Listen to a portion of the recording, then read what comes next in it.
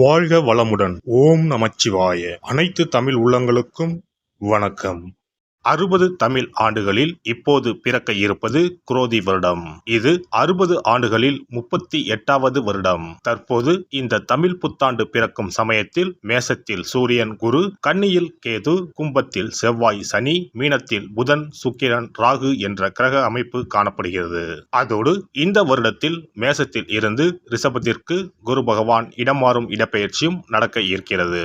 ஆண்டின் துவக்கத்தில் மேச ராசியில் சஞ்சரிக்கும் குரு பகவான் மே 1, 2024 முதல் ரிஷபராசிக்கு சென்று கன்னி, விருச்சகம், மகரம் ஆகிய ராசிகளை பார்வையிடுகிறார். வருட கிரகங்களில் அதிக வருடம் ஒரு ராசியில் பயணம் செய்யும் கிரகமான சனி பகவான் 29/3/2025 வரை கும்பராசியில் ஆட்சி பலம் பெறுகிறார். மேசம், சிம்மம், விருச்சகத்தை பார்க்கிறார். அதன் பிறகு மீனராசிக்கு செல்லும் சனி பகவான் ரிஷபம், கன்னி, தனுசு ராசியை பார்வையிடுகிறார். வருடம் முழுவதும் மீனராசியில் ராகுவும் கன்னி ராசியில் கேதுவும் சஞ்சரிக்கிறார்கள்.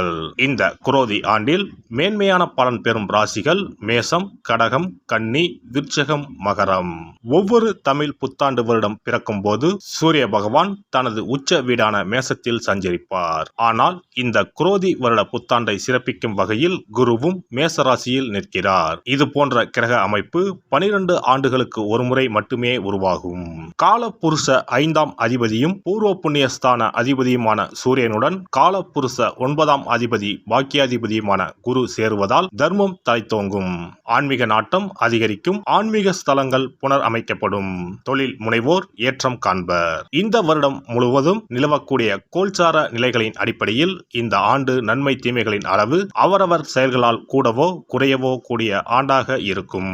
மக்களிடையே உதவும் மனப்பான்மையும் பக்தி மார்க்கத்தில் நாட்டமும் அதிகரிக்கும். இந்த வருடம் முழுவதும் எல்லோருக்கும் நல்லதே நடக்கவும், நாடும் வீடும் செழிக்கவும் விநாயகர், நரசிம்மர், அனுமன், துர்க்கை ஆகியோரில் விருப்ப தெய்வத்தை கும்பிடுவது நற்பலன் தரும். குல தெய்வத்தையும் இஷ்ட தெய்வத்தையும் மறக்காம கும்பிடுங்க. அவரவரால் ஒரே ஒரு செடியையோ மரத்தையோ வளர்க்க முடியுமானால் அவசியம் தவிர்க்காமல் வளருங்கள். எப்போதும் நல்லதே நினையுங்கள், நல்லதே செய்யுங்கள். குரோதி வருடம் முழுவதும் உங்களுக்கு குறைவில்லா நன்மைகள் கிடைக்கும்.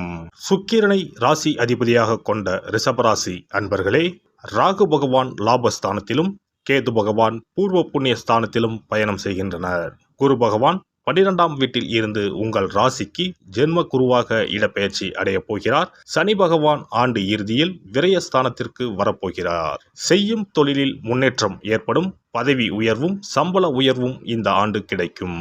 தண்ணீரில் கண்டம் இருப்பதால் ஆறுகள் அருவிகளில் குளிக்கும் போது கவனமாக இருப்பது நல்லது. இந்த ஆண்டு பல ஆலயங்களில் தரிசனம் செய்வீர்கள். ஆன்மீக பயணங்களால் உங்கள் வாழ்க்கையில் அற்புத மாற்றங்கள் ஏற்படும். குரு பகவான் மே 1ஆம் தேதி முதல் உங்கள் ஜென்ம ராசியில் பயணம் செய்கிறார். ஜென்ம குரு என்பதால் பண விஷயத்தில் கவனம் தேவை. எவருக்கும் வாக்குறுதி கொடுப்பதோ பணம் நகையை யாருக்கும் இரவல் தருவதோ வேண்டாம். உடல் ஆரோக்கியத்தில் கவனம் தேவை. அசைவ கார உணவுகளை குறையுங்கள்.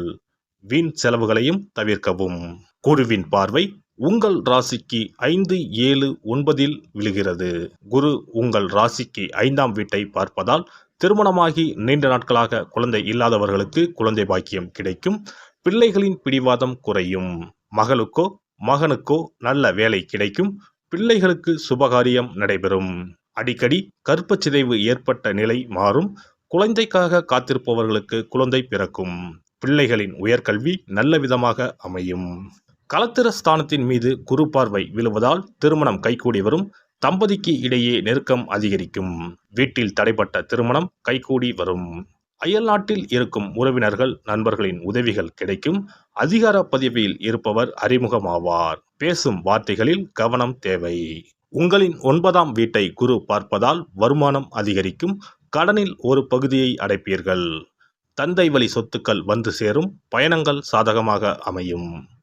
பதவிகள் பட்டங்கள் கிடைக்கலாம். பெண்களுக்கு ஆடை ஆபரணம் சேரும். இளைய சகோதர வகையில் நல்லது நடக்கும். சகோதரிக்கு திருமணம் கைகூடி வரும். முக்கிய பொறுப்புகள் தேடி வரும். மனைவி வழி உறவுகளுடன் ஏற்பட்ட மனஸ்தாபங்கள் நீங்கும். கேது பகவான் 5ஆம் வீட்டில் பயணம் செய்வதால் சிலர் பழைய வாகனத்தை விற்று புதிய வாகனத்தை வாங்குவீர்கள். ஏற்றுமதி இறக்குமதி வியாபாரம் நன்றாக நடைபெறும். பெற்றோர்களுக்கு உடல்நலக் குறைவு ஏற்படும். மருத்துவ செலவுகள் அதிகரிக்கும். தொழில் வியாபாரத்தில் முன் யோசனை தேவை. மற்றவர்களின் பேச்சை கேட்டு புதிய துறையில் முதலீடு செய்ய வேண்டாம். உத்தியோகத்தில் வேலைப்பளு அதிகரிக்கும். அரசு வேலை பதவி உயர்வுக்காக தேர்வு எழுதி வெற்றி பெறுவீர்கள். வெளிநாடு செல்லும் வாய்ப்பு தேடி வரும். மாணவர்கள் பாடத்தில் கவனம் செலுத்தவும். அதிக அக்கறையோடு படித்தால் மட்டுமே வெற்றி கனியை ருசிக்க முடியும். சிலருக்கு கல்வியில் தடை ஏற்படும். குரோதி புத்தாண்டில் ரிஷபராசிக்காரர்கள் திருச்செந்தூர் முருகனை தரிசனம் செய்வது நல்லது. சஷ்டி கிருத்திகை நட்சத்திர நாட்களில் பாலாபிஷேகம் செய்து வழிபட பாதிப்புகள் குறையும். சங்கடங்களையும் சவால்களையும் எதிர்கொண்டு சாதிப்பீர்கள். குரோதி ஆண்டு ரிஷபராசிக்காரர்களுக்கு சாதனைகள் நிறைந்த ஆண்டாக அமையப் போகிறது. வருட பிறப்பன்று நாம் செய்யும் செயல்கள் அனைத்தும் அந்த வருடம் முழுவதும் நமது வாழ்க்கையை வளப்படுத்தும் என்பது ஐதீகம். அதனால் இந்த பதிவில் தமிழ் புத்தாண்டாகிய சித்திரை முதல் நாள் என்னென்ன செய்ய வேண்டும், என்ன செய்யக்கூடாது என்பதனை பற்றி தெரிந்து கொள்ளலாம். தமிழ் மாதத்தின் முதல் மாதமான சித்திரையில் தமிழ் புத்தாண்டு தொடங்குகிறது. மா, பலா, வாழை ஆகிய முக்கணிகள், வெற்றிலை, பாக்கு, நகைகள், நெல் முதலான மங்கள பொருட்கள் கொண்ட தட்டை வழிபாட்டறையில் வைத்து அதை புத்தாண்டு அதிகாலையில் காண்பது புனிதமாக கருதப்படுகின்றது. புத்தாண்டு அன்று அதிகாலையில் நீராடி கோலமிட்டு புத்தாடை அணிந்து கோவிலுக்கு சென்று வழிபடுவது நல்லது. அன்றைய தினம் அறுசுவைகளும் இடம்பெற்றிருக்கும் உணவை படைப்பது முறையாகும். அன்றைய நாளில் இனிப்பு, கசப்பு, உப்பு, காரம், துவர்ப்பு, புளிப்பு ஆகிய 6 சுவைகளும் இருக்குமாறு உணவானது அமைவது சிறப்பு. பொதுவாக நல்ல நாட்களில் பாகற்காய் சேர்ப்பது இல்லை. ஆனால் தமிழ் புத்தாண்டு அன்று அத்தனை வகையான சுவைகளும் இடம்பெற்ற படையலை படைப்பது விசேஷம் ஆகும். அனைத்தும் கலந்ததுதான் வாழ்க்கை என்பதை உணர்த்தவே இவ்வாறு அறுசுவை உணவு புத்தாண்டின் தொடக்கத்தில் படைக்கப்படுகிறது. சித்திரை மாத பிறப்பு என்பதால் கோடை காலத்தின் துவக்கத்தில் இருக்கிறோம். கோடை காலத்திற்கு உகந்த தானங்களை எல்லாம் புத்தாண்டின் துவக்கத்தில் செய்வது நல்லது. தோஷங்கள் நீங்கி வாழ்வு மலர உங்களால் முடிந்த அளவிற்கு குடை தானம், செருப்பு தானம், விசிறி தானம் ஆகியவற்றை செய்யலாம். மேலும் நீர்மோர் பந்தல் அமைப்பது, தண்ணீர் பந்தல் அமைப்பது போன்றவற்றை செய்வதால் உங்களுடைய கர்மாக்கள் அனைத்தும் தீரும். பறவைகளுக்கு, விலங்குகளுக்கு வீட்டின் வாசலில் தண்ணீர் வைப்பதும் சிறப்பு. தமிழ் புத்தாண்டு அன்று இறை வழிபாடுகளில் ஈடுபடுவதும் உங்களை மென்மேலும் வளரச் செய்யும். இளநீர், நுங்கு, விளாம்பழம், தர்பூசணி போன்ற குளிர்ச்சி மிகுந்த பழங்களை வாங்கி தானம் செய்வதும் நீங்கள் சாப்பிடுவதும் மிகவும் நல்லது. தமிழ் புத்தாண்டு அன்று தங்கம் அல்லது வெள்ளி நகைகளை வாங்குவது மென்மேலும் அவைகள் பெருகச் செய்யும். அதுபோல கல்லுப்பு, மஞ்சள், குங்குமம், வெற்றிலைப்பாக்கு, பழம் ஆகிய மங்கள பொருட்களை வாங்குவதும் குடும்பத்தில் மென்மேலும் லட்சுமி கடாட்சத்தை உண்டு செய்யும். அசைவம் சாப்பிடுவது, நகம் வெட்டுவது, முகச்சவரம் செய்வது, முடி வெட்டுவது போன்ற செயல்களை இந்நாளில் கட்டாயம் செய்யவே கூடாது. வீட்டில் இருக்கும் ஒட்டடைகளை அகற்றக்கூடாது. வீட்டில் சேகரித்து வைக்கும் குப்பைகளை வெளியில் கொட்டக்கூடாது. புதிய பொருட்களை வாங்கலாம், ஆனால் வீட்டில் உள்ள பொருட்களை அன்றைய தினம் யாருக்கும் கொடுக்கக்கூடாது. மேலும் யாருக்கும் கடன் கொடுக்கக்கூடாது, கடன் வாங்கவும் கூடாது. தமிழ் புத்தாண்டில் செய்ய வேண்டியவைகளை செய்து, செய்ய தவிர்க்க வேண்டியவைகளை தவிர்த்து வளமாக வாழ தமிழ் அன்னையை வணங்குவது சிறப்பு. இந்த வீடியோ பதிவு உங்களுக்கு பிடித்திருந்தால் லைக் பண்ணுங்க, கமெண்ட் பண்ணுங்க, ஷேர் பண்ணுங்க, மறக்காம சப்ஸ்கிரைப் பண்ணுங்க, பக்கத்துல இருக்கிற பெல் பட்டனை கிளிக் பண்ணுங்க. நன்றி, வணக்கம். ஓம் நமச்சிவாய. சிவாய நம.